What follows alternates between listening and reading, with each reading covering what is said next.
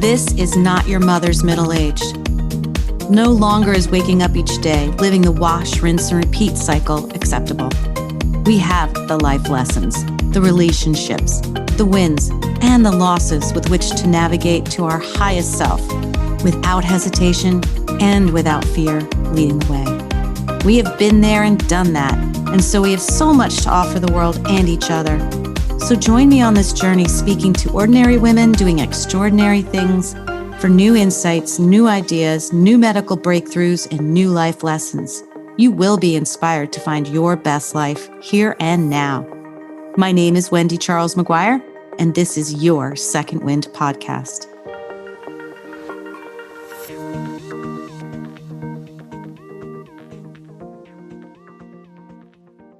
Second Wind.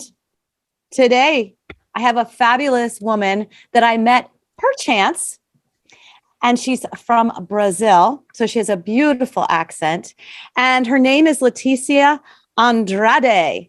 And she is a mom, a daughter, and a mother of two. And now she has a thriving, amazing photography business that you had asked her this 20 years ago. Not in a million years, which she thought her life would be in the trajectory it is now in her second wind. And Leticia found her passion and purpose through helping women see and feel their own power and beauty through the experience of being photographed, having their photographs taken. Photographed, yes. And I happened to be a participant of a session with Leticia, and I did not want to go. I was kicking and screaming, trying to come up with a million excuses, and we'll talk about it later and what she did and how amazing it was. The talent, the passion, but the story. And that's why we're here on Second Wind, is to tell your story. So welcome, Leticia. Thank you so much, Wendy. I'm so excited to be here. A little nervous, I would say, but I would say that a couple of months ago, I'll probably say no to something like this, but I'm taking all my opportunities to keep growing and taking challenges. And this is really exciting for me. Thank you. Saying no.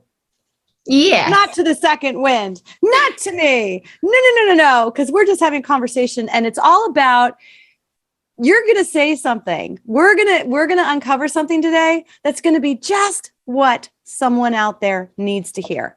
I hope so. It's just the way it goes. It's just the organic nature of serving others. And that's what you do. That's what I do.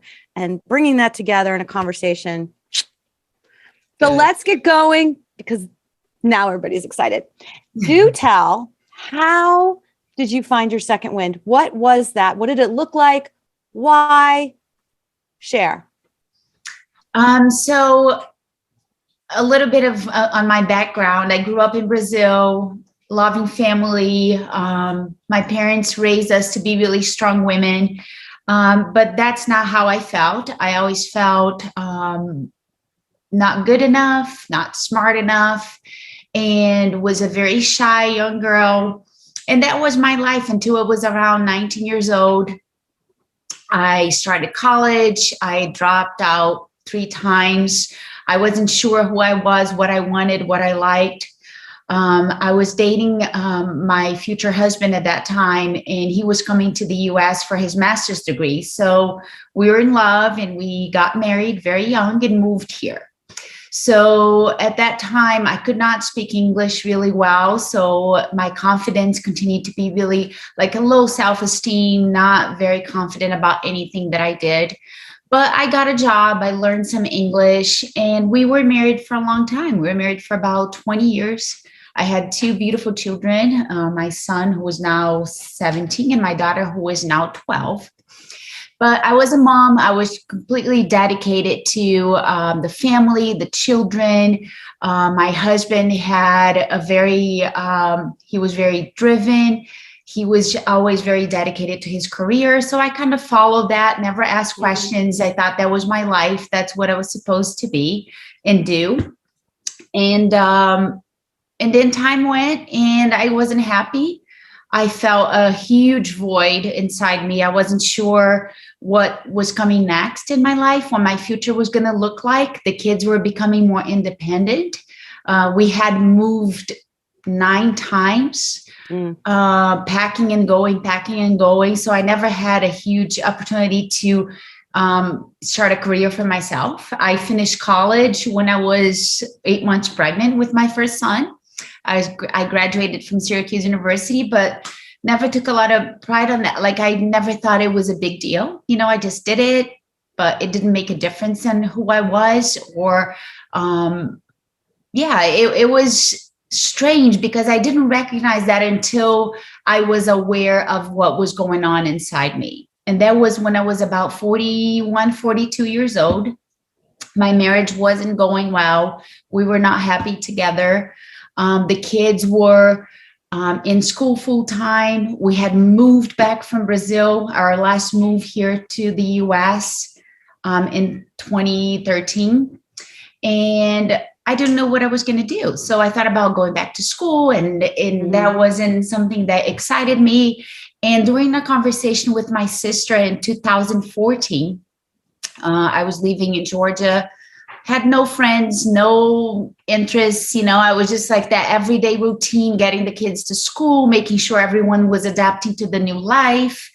My husband was working out of town, so he was commuting every day. And I wanted to do something with my life. I knew the kids would grow up fast, and I didn't know what I was going to be. And it felt really sad to me. So I was talking to my sister, and she said, why don't you start by asking yourself, what would you like to do? Instead of saying, oh, I'm going to be this, I'm going to do that. What do you love? What do you want to do? And I was always a creative person. I always loved art, and I always played with my camera, but I never thought I was going to be a photographer. But she said, get your camera and go out there and see what happens. And that immediately brought me so much joy. People started looking at my photos and saying, this is pretty amazing. And I couldn't believe it. I was like, why do they like what I'm doing? I still didn't have the self-confidence. But that kind of slowly kind of started happening. And I started becoming really curious, and I wanted to learn more. And that's where my second win started. It started then. And wow, there's so many cool things.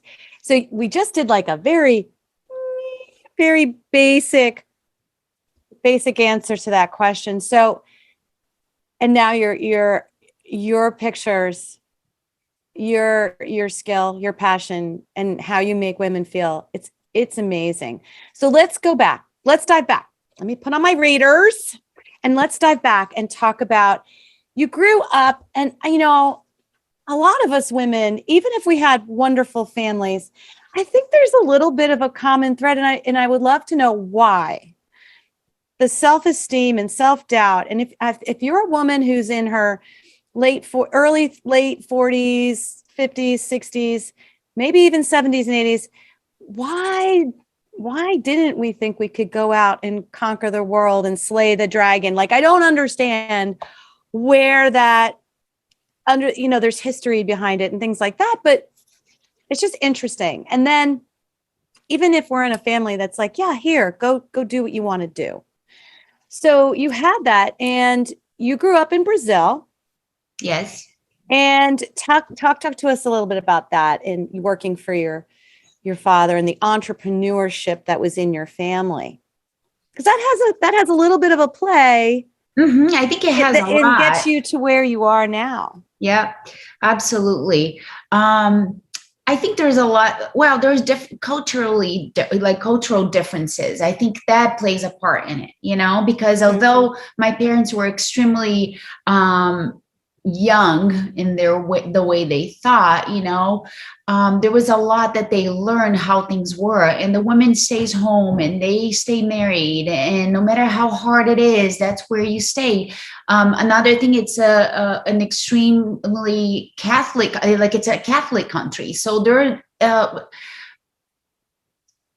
are things there are not talked about, but you grow up with that, and you see yourself as someone who has to just follow what comes in life. And if you become too outgoing, it's not well accepted by that society. Would you say, right? Leticia? Yeah. Would you say that that's like life by default? Yes, absolutely. Right? You're just like, here.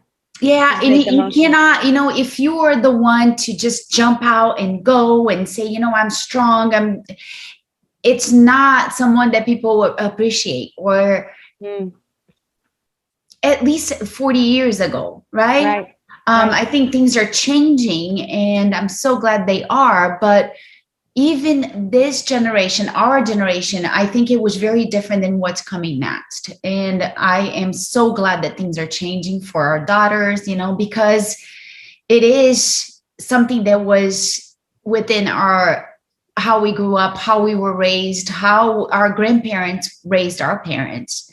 And I think a lot of it, the women were not supposed to go out there and do things. I mean, it was that way, Yes. And side note, you both and I, when we sat down and had our pre-interview, really nice time chatting and having coffee and food, one of the things we both said was, it's really wonderful how now our generation is going ahead and taking these leaps and creating things and making things and trying things, so that the women coming up behind us are able to stand on our shoulders. Exactly. And there's a responsibility to that. And you and I both feel that. And that was a really neat thing to realize as well. Yeah, but and then going back to how I worked for my dad, my dad, when I was 14 years old, I was in high school, and that's when the kids they want to go out, go to school, and then you want to hang out. And I think there was a way for him to control that a little bit.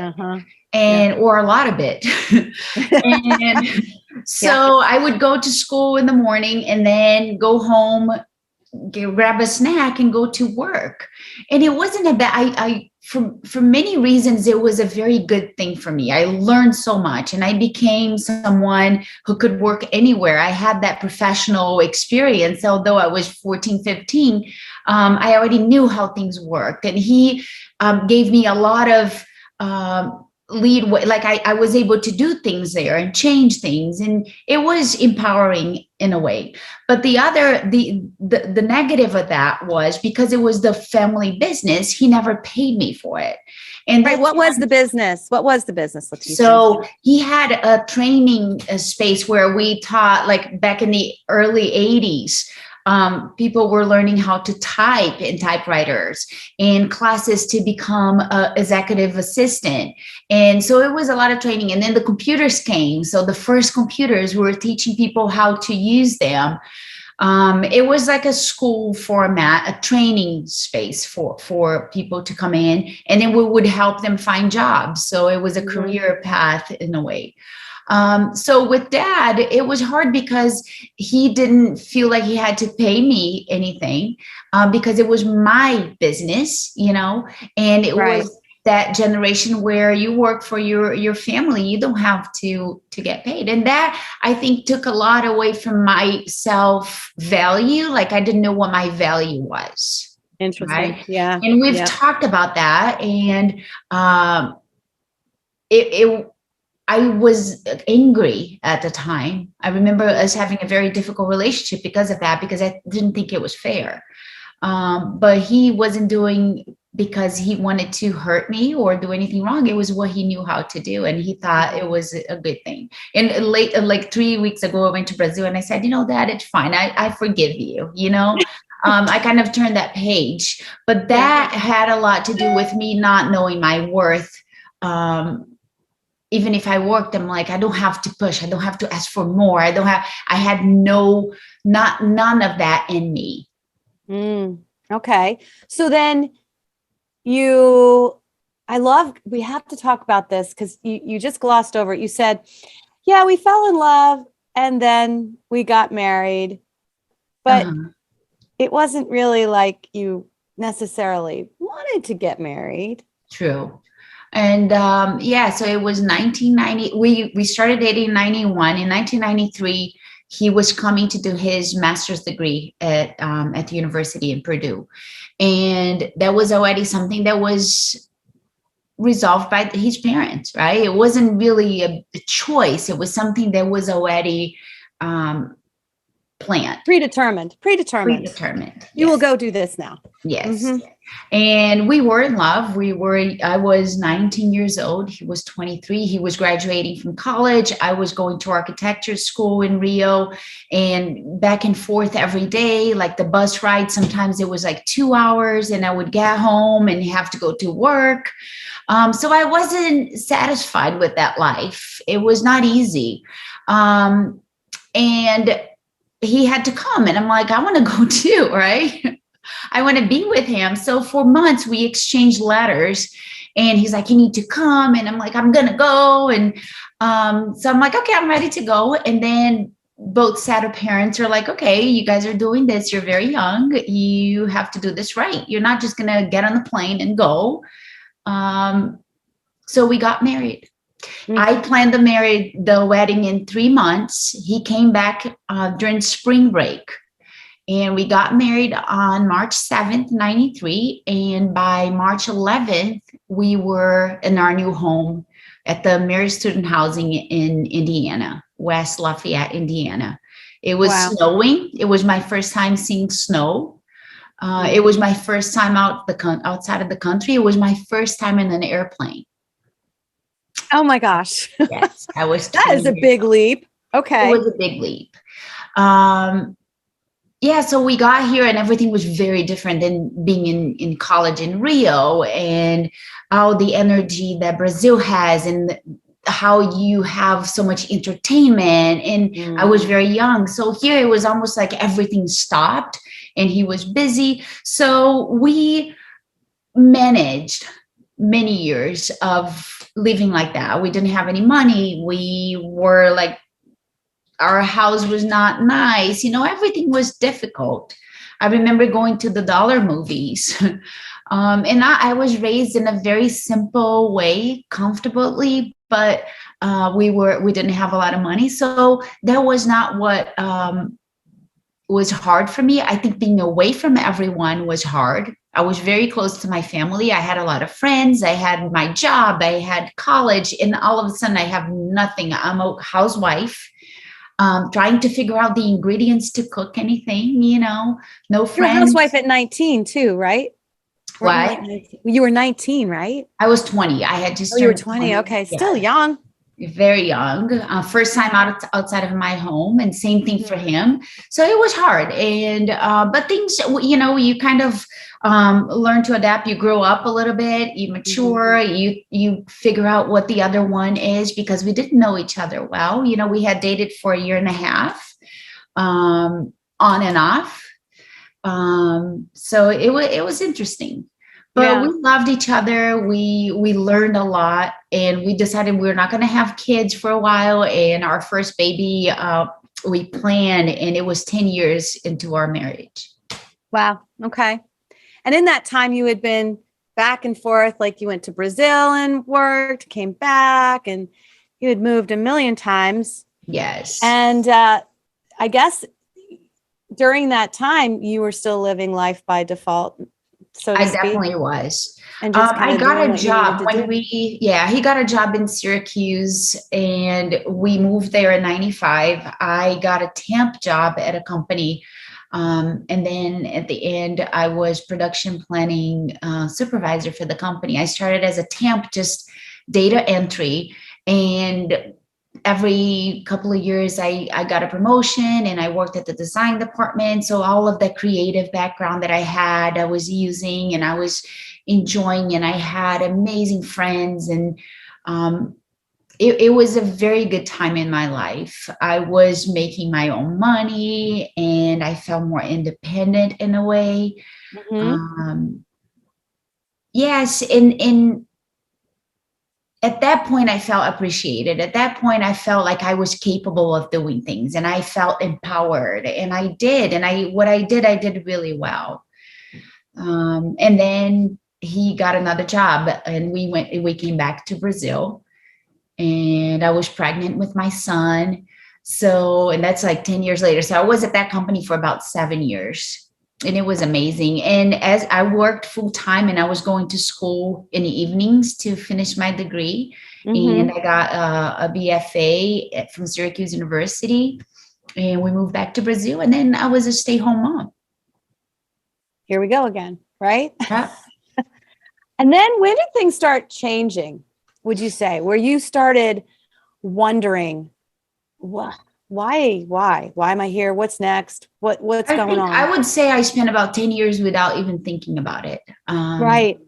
Or not strongly enough. Maybe I Right. woke up Because we're every just morning. going through the motions. Because even if you, Yes. I don't know about you, but I would think about it. Like, why am I here? What's my purpose? Is my purpose Mhm. just to do this? Yeah. Because, and then you get distracted because, oh, now the dog got into the Fritos or something and the Yeah. kid did this and you're just running around and now there's laundry and now you got to clean up the mess. And so those thoughts are just shuffled back And when you again. move a lot, I mean, people who move a lot, they know what it is. When you have to move, you pack everything, and then it takes you about 6 months to figure that space out, right? Kids Mhm. need to adapt. You need to find doctors. You need to, so you can't really, the mom or the dad can't be working full time because you have to manage the whole family, including the spouse. Finding a place to live, waiting for the container to come. So we moved across, like we moved from Brazil to the US and in different states. So it was never an Yeah. easy move. Yeah, been Plus, there, I was done that, girl. pregnant. Yeah, moving with a It baby, takes like a year, wouldn't you say? I I would find that say. each It's a move year where takes you a say, you year. know what? I feel home. I know my neighbor. I've been to my doctor's office.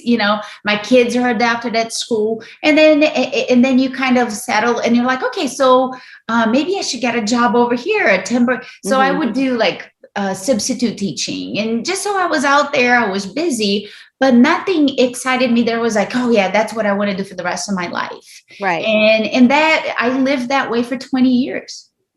Wow. Okay. So when did you start questioning to the point where you felt you had to take some action? I think a lot had to do with when we started talking about getting a divorce because I'm like, okay, so now I'm not a married woman anymore.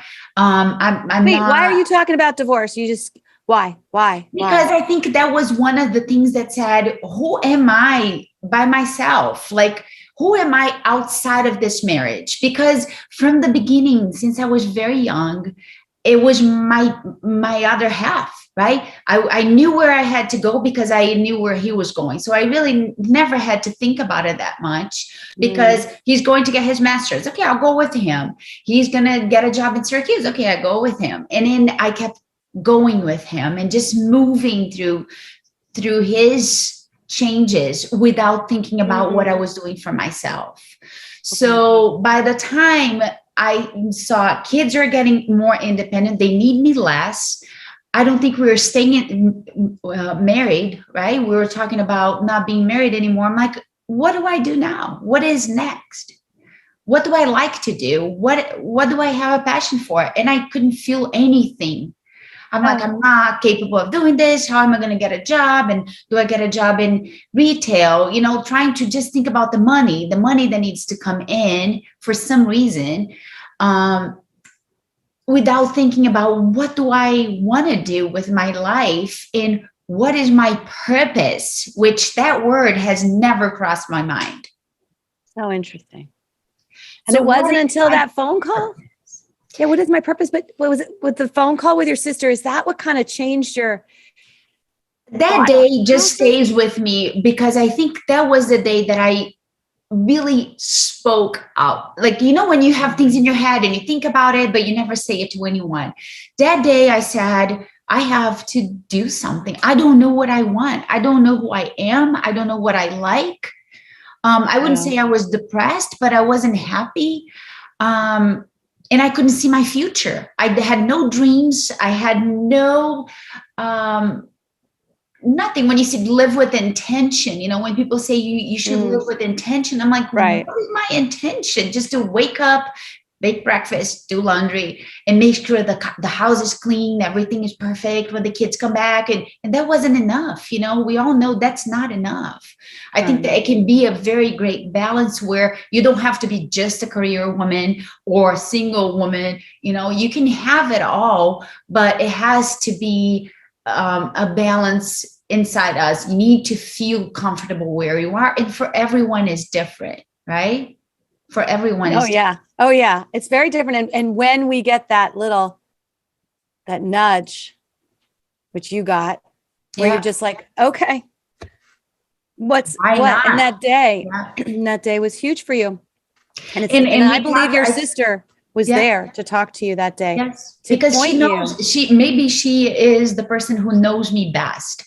She knows how my life was. She knows how she grew up with me. Like she knew more than anyone who I was and what my qualities were and what I could do, right?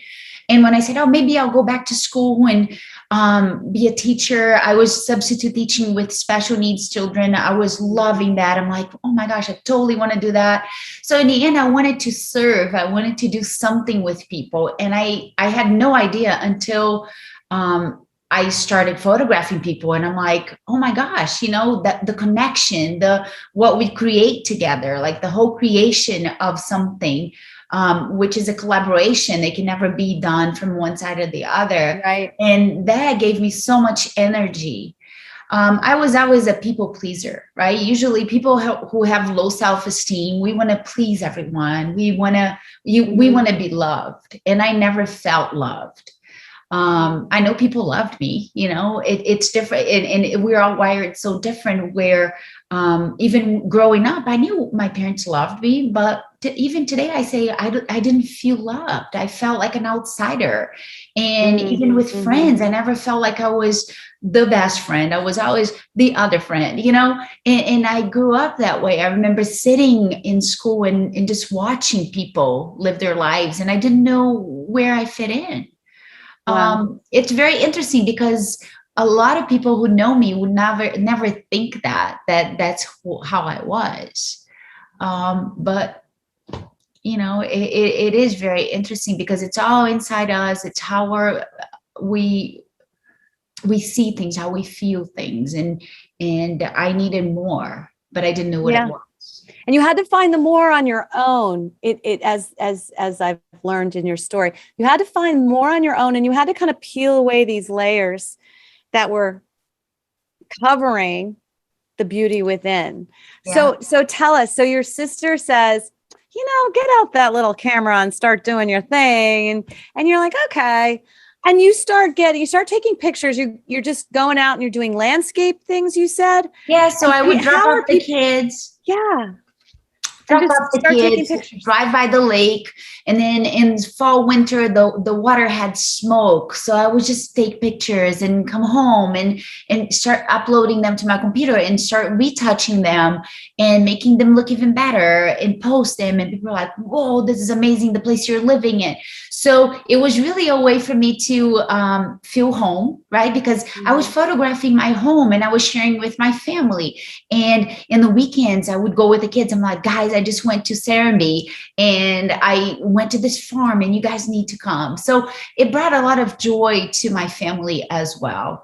But it was still something that I'm like, okay, maybe I can do this and sell some prints, you know? So I did that for a while, but it was still a very lonely place to be. You did do that. You actually had a business doing that. I did have a little business doing that for about a year. Yeah. And it still wasn't quite, you knew it really, you're on the path. Yeah. But you knew you're the path on this path, but you really wanted to be on that one right over there. Yes, because it was fun. It was a way to create, but it was limited, right? So it was like me and that lake and me and the trees and the spring and the flowers. And it is beautiful. And I see the beauty in that. But it wasn't enough for me because I like to be around people. I need energy from other people. And I come back from Brazil in 2016. I come from a vacation. We always go for Christmas with the kids. So I come in and I see something, I don't know if it was on social media, an email that says, there's this conference that happens every year. And this year it's going to be in Atlanta and it starts tomorrow. So I'm still unpacking the bags, doing laundry, arriving. The kids have school the next day. And I'm like, I'm getting a ticket. I'm going to this because I only have to drive a half an hour. And why am I not going to do it? Right? Didn't know any photographers that were going to be there. Didn't know what the format would be. I had never been to a large conference like that. So I'm like, I'm doing it. You just decided to do it. And it's so funny. And I told you this, it's like so many women that have been on Second Wind, they have said, I got this idea.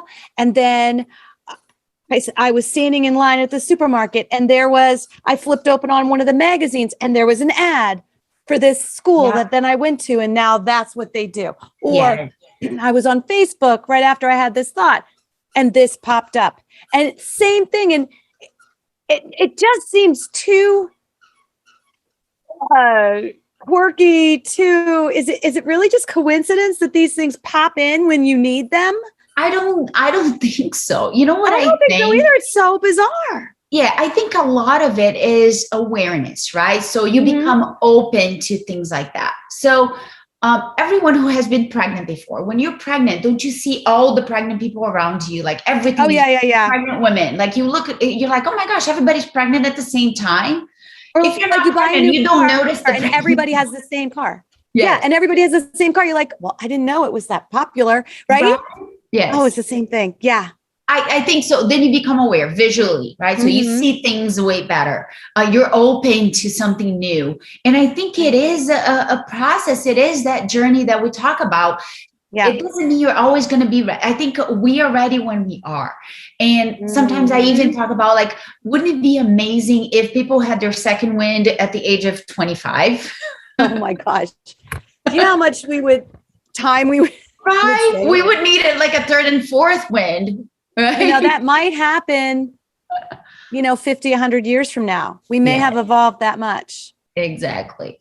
But the truth is we have our second wind when we are usually in our 40s, 50s, 60s, 70s, right? So we're mature. We're ready for a change. We've been through a lot. We've been through pain and joy and growth and all of it. And now you're like, okay, now it's a time to shift. And interesting enough, all my clients that come to me, I'm not calling them, they are coming to me because I think they are open to that. They see, let's say they see an ad from me on Facebook, and maybe I say, you know what, now it's your time to exist in photographs. And like, yes, it is. So they click that button and they call me. They're like, invoice me right now, because if you don't, I won't come. Right. So people are like, I got to do this. They were brave enough to click that button.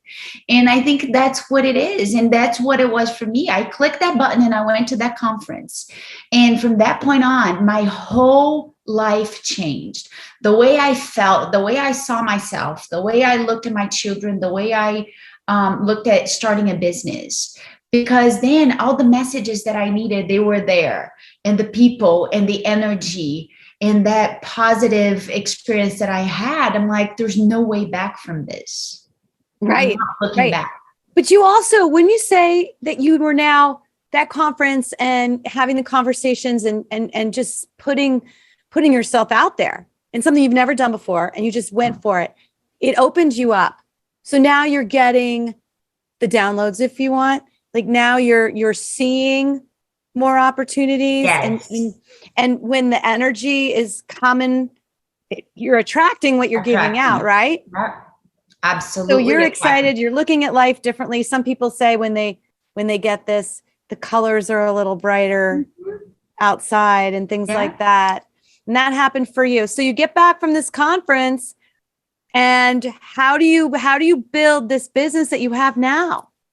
So that's spring of 2016. By summer of that year, I had watched a video. So I still don't know what I'm going to do, right? In this conference, there's like photographers from every industry, headshot photographers, landscape photographers, family photographers, and then portrait photographers, right? Mm-hmm. So I started really looking into portrait photography. And then this photographer who I saw her presentation, like I was following her in the conference. After the first presentation, I'm like, I'm going to see whatever she has to say, because she really touched me. And it wasn't just me, because everyone in the audience had tears, right? So wow. the way she spoke, and she was so vulnerable and so real, that I felt like, okay, this is how I want to feel. This is what I want to do for people. This is where I want to be. These are my people. Okay. And I come back and I start following her. Her name is Sue Bryce. She is a portrait photographer from New Zealand, and she's been in business for many years, like 20 over years, 30 wow. years. She's my age. And she tells her story. Like it wasn't easy for her. She wasn't the confident portrait photographer that she is right now, but she showed how she did it, and the importance of self-care, self-love, valuing what you, and there's nothing she teaches you that doesn't talk about, you deserve this. You can ask for money. You have something to offer, right? What you offer, people want. So never feel bad about charging that. So it's not only about the business side of it that empowered me to go into business, but also the personal side of how to present yourself as a business owner and to serve, and how you serve with like the best, with excellence, right? You serve with excellence, and you do your best, and you connect, and you there's no way of not running a business that way, right? It's never gonna, because when people say, oh, most business only last 2 years, if you do it right, you will stay around. If you do something with love and to serve, people will come to you. So from the time I understood that, I wasn't scared anymore, because I would think, what is the worst that could happen? I'm going to have a studio that's Leticia Andrade Portrait Studio. What's the worst that could happen? Although I had people say, well, maybe this is not the time. Are you really ready? Are you sure? Is that really? Are you sure? Are you sure? Even for my parents, are you sure, this is what, are you going to have money to pay your rent, the rent for that studio? And I'm like, it's a lot more time than you may be willing to give. Yes. Yeah, all that. But I had already learned so much, and it's staying curious. It's learning every day. It's finding the right people around you, the right mentors, the right people who already been through it. They can tell you, this is how it goes. So all of that built a lot of courage, and I became someone really brave, which I wasn't ever in my life. Wow.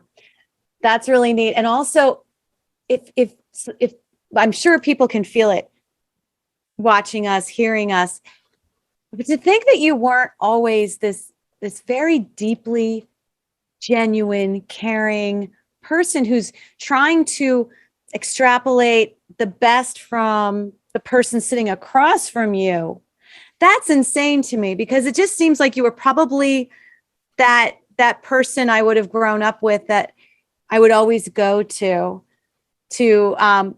make myself feel better. If I was having a bad day, that you would have the right words for me, that you would lift me up. You would lift anybody up that sat across from you. And to think that you were, at one point, you were kind of like numb, a nondescript, just, I don't know. I don't even know how to have a passion. I didn't even know to go after it.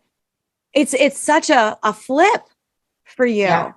And all that stuff was obviously there. It's part of your soul and your energy and your purpose. And I'm so glad you found it and can share it with others.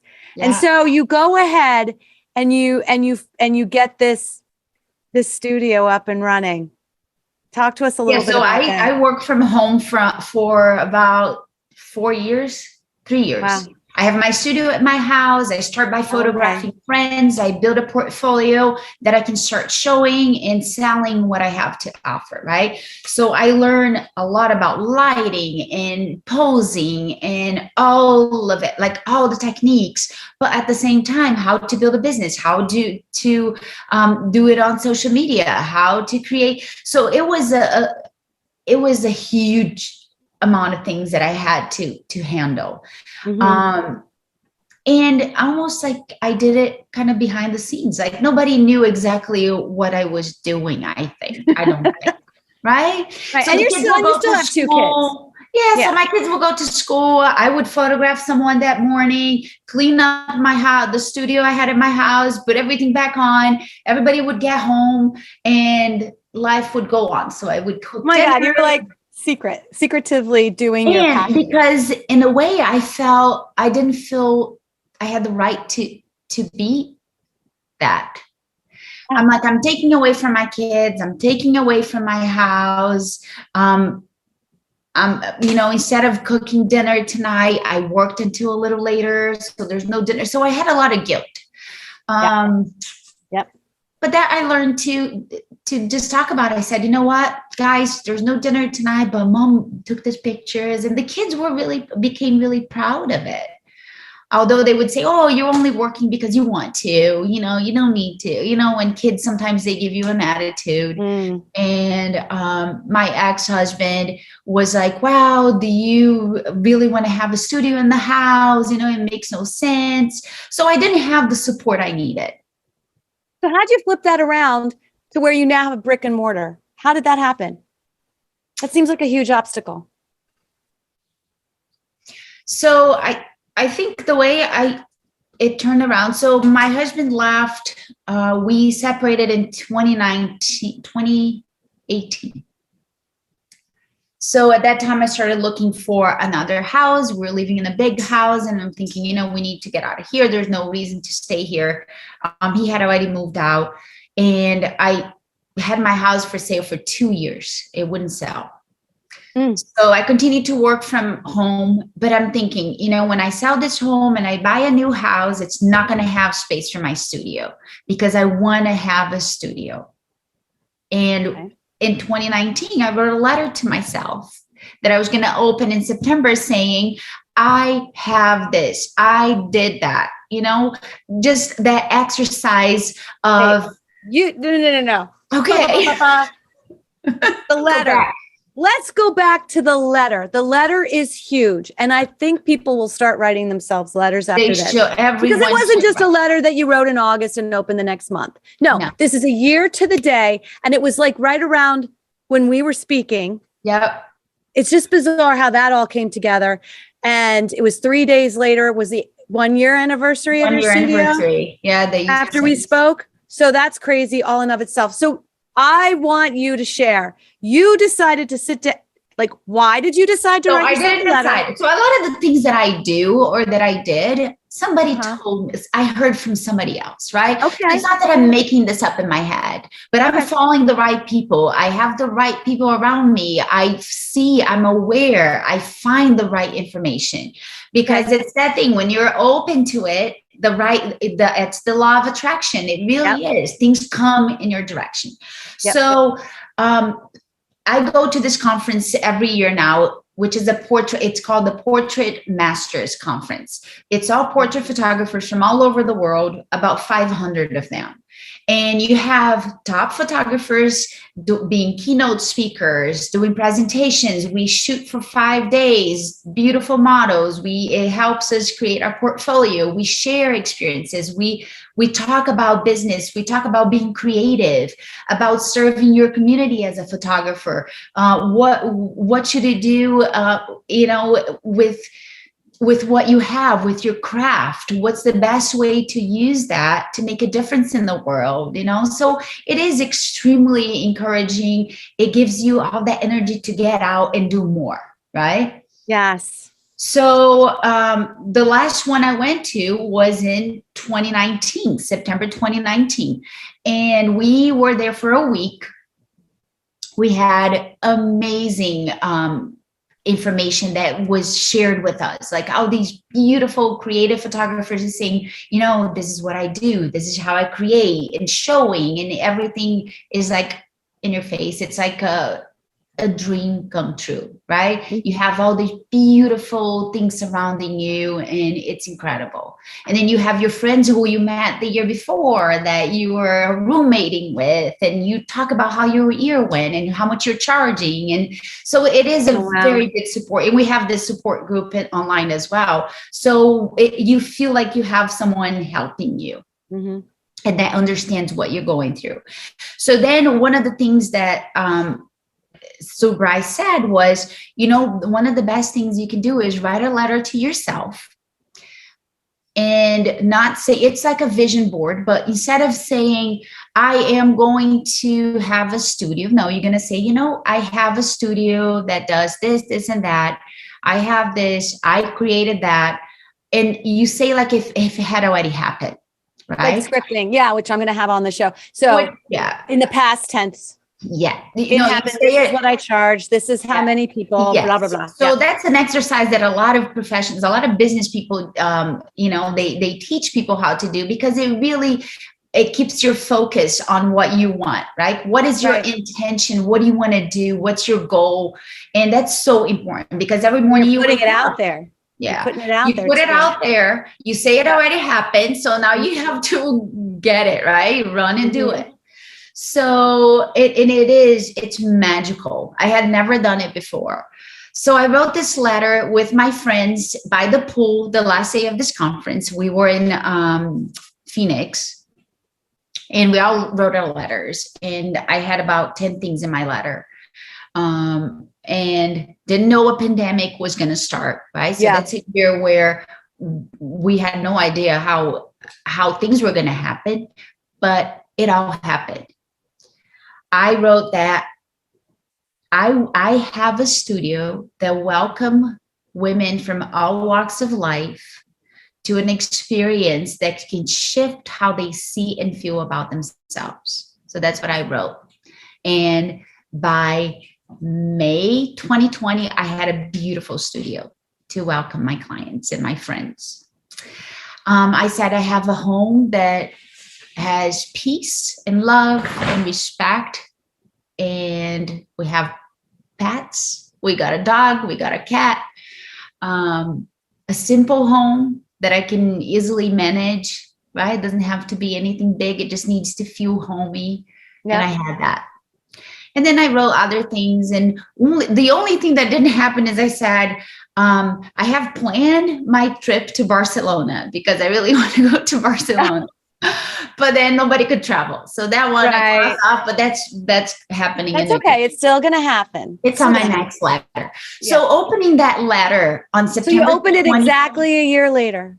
A year later, I had it written down, opened this letter by September. I think it was September 6, 2020. So 2020 was a difficult year to all of us. But I was able to manage it. I had people coming to the studio once a week. I closed for a couple of months, but it was done. Oh, it even said like in 2020, I'm going to sell double than what I did in 2019, right? I'm going to have double clients. I didn't have double the clients, but I had raised my price. So I sold double. So it still works. So even that, it was crazy that I was able to do, without any stress. I was able to do it. So I was really proud, but not only that, I then believe that I can do anything I put myself into. And I think everyone needs to believe that. I mean, don't go crazy. Like I'm going to have a Ferrari in 2020. Oh, right. Yeah. It's not really about the amount of money, but you can say, I'm going to be able to support myself. I'm going to be able to things that are doable, but that you're going to have to challenge. You're going to have to push yourself a little bit. And there's nothing better than that for you to really accomplish and be focused. And I'm a proof of it because I never thought I was going to be able to accomplish it all. And I did. And I walk into my studio this day and I'm like, is this really mine? Right? I still have a hard time believing where I am, because if 3 years ago, 5 years ago, 20 years ago, I would think, I'm being interviewed for a podcast to say how I got here. I mean, it's such an honor. It really is. Oh, you're so sweet. It is, because I just want other women to listen and to believe in themselves, even if it's hard at that time, if you don't feel good enough, but it is possible. And it's baby steps. It's every morning you wake up and you need to believe, and you need to do one thing that's going to really add something to where you want to get. And it is by reading a book. It's by talking to someone. It's really being open to learning and being curious about things. And it is possible. Yeah. You say, I just stay curious every day. Yeah. And I want to learn every day. And I think that makes a huge difference. I want to talk about the experience I had with you, because me having myself photographed was never something I ever thought I should or could or want to do. Mm-hmm. And I stumbled into this situation for the 20 women that you were doing. I happened to fill the last slot through a friend of mine that says, oh, you have to go do this. And I said, okay. But I did it because I was like, well, at least I'll meet some new people. Maybe there'll be somebody that, has a great story for the podcast. I mean, I should show up. Mm-hmm. And I didn't want to. And you're like, okay, join the Facebook group. And I couldn't for many, many reasons, but then I didn't. And then I could, but it was just like, it just never happened. And I wasn't, maybe I was fearful. Definitely was like, okay, I can't go get my picture taken until I lose at least 5 or 10 pounds. I just don't feel my best, whatever the best is. What is the best? The best. I think it's loving yourself for who and what you are. That would be the best. But I didn't realize at that moment. And I'm like, I have nothing to wear. I don't have time to go buy anything. Like, there was just so many reasons why I couldn't do it. And then we finally just said, I think you're just like, okay, well, you have to come in because I need to get this thing going. I need to write this book. I need to have this happen. Okay.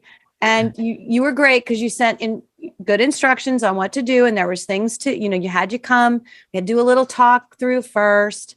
And I sat there and I felt so comfortable. I'm changing the clothes, the makeup, everything. And it's this thing. And I was like, oh my gosh, I'm actually having fun. Oh my gosh, this looks really good. And I left there. I promise you, there is a new little dial on my own radar that I have now where I actually feel worthy of having pretty photographs. Does that make sense? I never really felt that person was in me. Yeah. And it was amazing. And the fact that you can do that with every single woman that sits in front of you. Yeah. And I think a lot of it is because once you get there, and I would say I probably photographed 300 women by now, different ages, mostly women that are more mature, because that's who I market to. Those are the women that I want to work with, because I think it makes such a difference in their lives. I would tell you, not one person that comes into for a consultation, like we always meet for a consultation, which means that we're going to get to know each other a little bit more. So we're more comfortable when you come in, but we're also talking about what to wear, what kind of makeup you like, what are you going to use your photos for? Like, is that just for portraits, or are you going to use it for your branding, like you're using for your business? So we talk about all of that, but besides all of that, I learned so much from all of you, like that 1 hour that we're together, that when you come for the photo shoot, I feel like I already know you. And I feel like I've seen through a lot already. That all of us have been through a lot, right? And the stories, and it is almost like meeting a friend but I already know, because it goes so deep. It's not something that, oh yeah, the weather, and you're not talking about something No, you're not. superficial. It goes, once people walk in there, they feel safe and they share. And for some reason, even if they came just for a photo, it becomes something completely different and so much bigger. And I think that's where there's that shift, because you go in, walking in there for the first time is already something big, because you're like, I'm doing something for myself today, right? I'm gonna Or you're like cancel me that and appointment. or you're like me and you're like, I don't want to do this. I I'm don't want walking to and do it. going, So let's say a yeah, lot of people say, I need a photo for this, for my business. I really hate being photographed. right. I don't like it. That's where this process of getting to know each other and talking and talking about you a little bit, like, who are you, right? And most people are like, oh yeah, I've been married before, I'm a single mom, I never had kids, I traveled so many places, I'm from another country. So everyone has a little different background, and with that we bring all of the women together.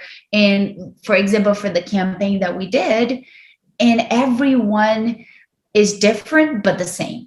Oh yeah, there's commonalities. Everyone was uncomfortable coming in. Everyone thought they had to lose 5 pounds. Everyone thought they didn't have anything to wear.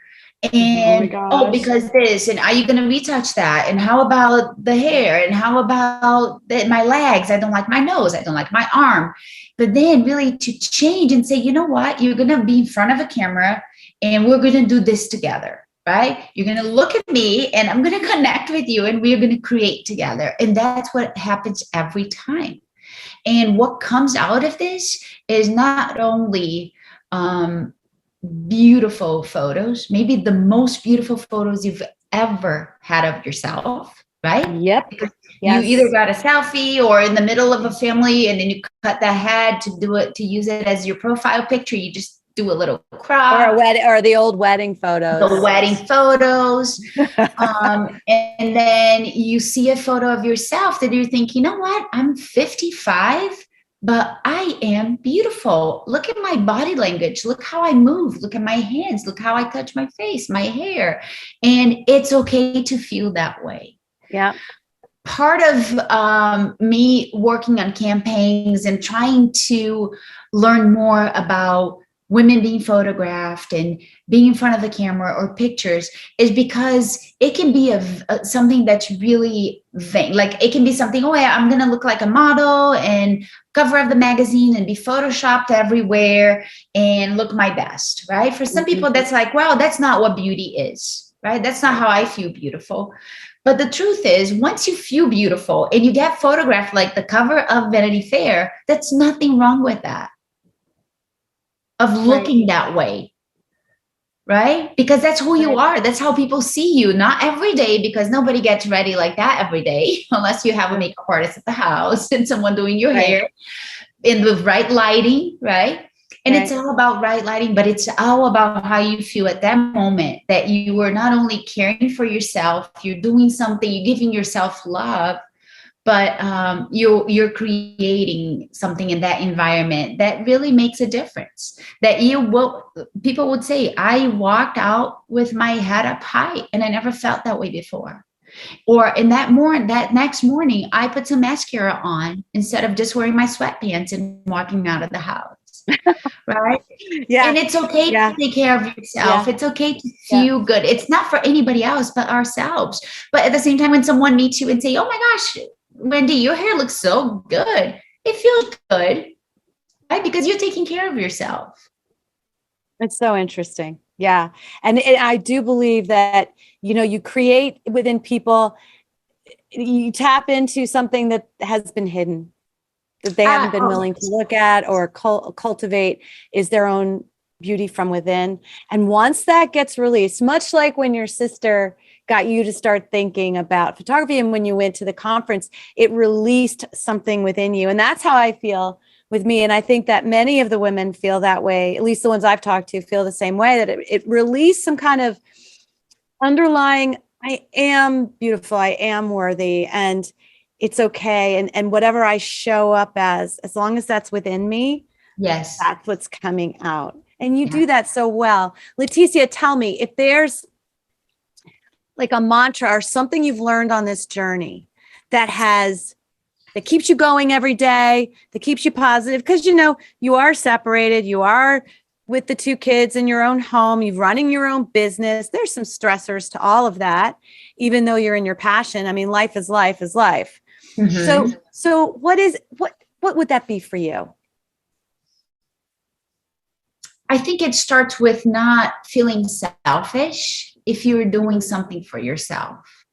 For me, the most important thing is the connections, the people I have in my life. I think that's what makes everything better, no matter what. Mm. It's having a good friend. It's going to lunch with a friend.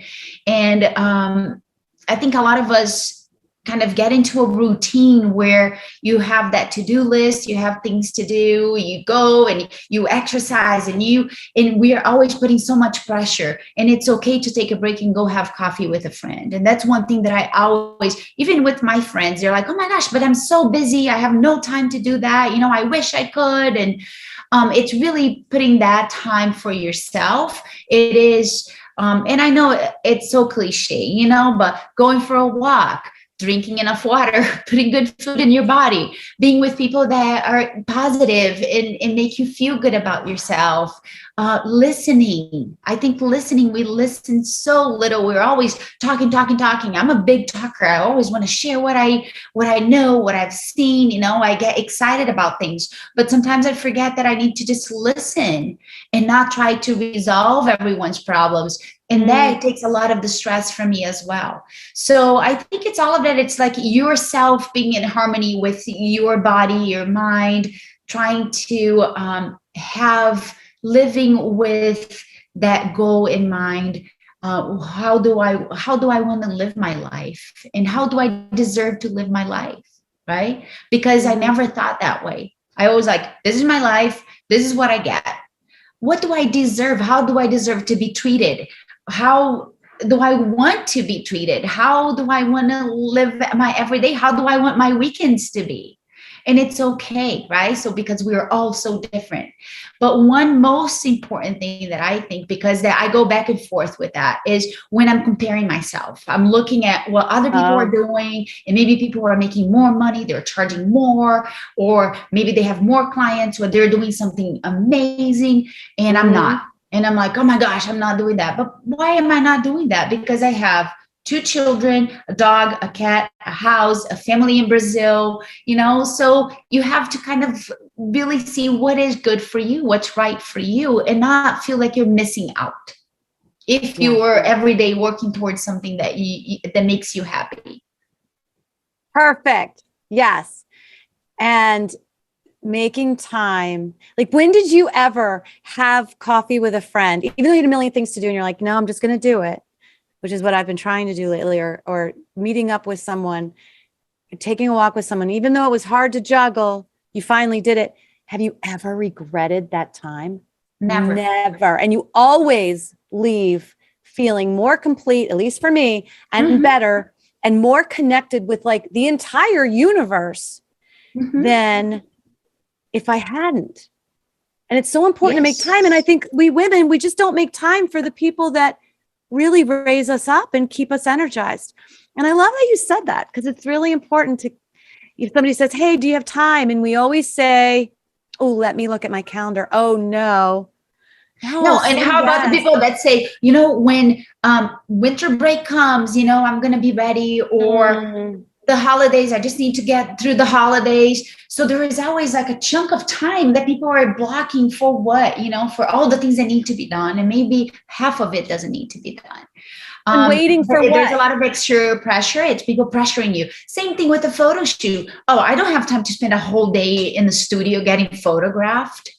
What that does to you, to the rest, like I've had that experience twice in the past 3 years. And that has changed how I move my body, how I see, even my fat and my aging and my wrinkles. I'm like, it's totally fine. Totally fine. Right? It's totally fine. Because I'm 49 and it's totally fine. And what I have inside me is so much more important, and I can give so much that really, and I know how people see me. I know they see me beautiful. So why am I going to be talking negative to myself and say, oh, I'm so ugly. My wrinkles, this, my fat, that. Knock it off. Knock it off. Right. When I say, okay, whatever. You don't like your leg? That's okay. We'll hide it. You know what? But love yourself in the end, because that's it. We're not perfect. Nobody's perfect, but we're good. I have so much enjoyed getting to know you, and you have really made a difference in my perception of myself and my life. I love that, and I'm so glad. And I want everyone to book a session with you and feel this way. Even if you live in LA, come on to Georgia. Yeah. You'll have fun. We'll hook up. It will be great.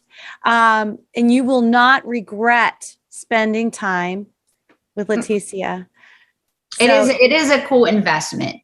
And one thing I want to do is maybe in the next couple of years is doing dream shoots on location, like going to a beach with the client and then just photographing for the day, or going to Europe and photographing with beautiful gowns.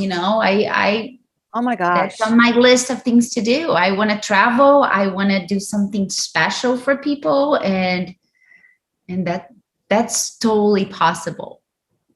Oh my gosh. I think you need to write a letter. Right? Write a letter. Yeah. And then I'll write a letter. And in my letter, I'll say, and I'm going with Leticia. We're going together. And I'll go with you to Barcelona. Yeah. Right? Yes. I'll bring all the dresses. Bring all the dresses. Well, Leticia, thank you so much for sharing your story. Thank you so sharing much. Your time. And until next time, breathe in your second wind.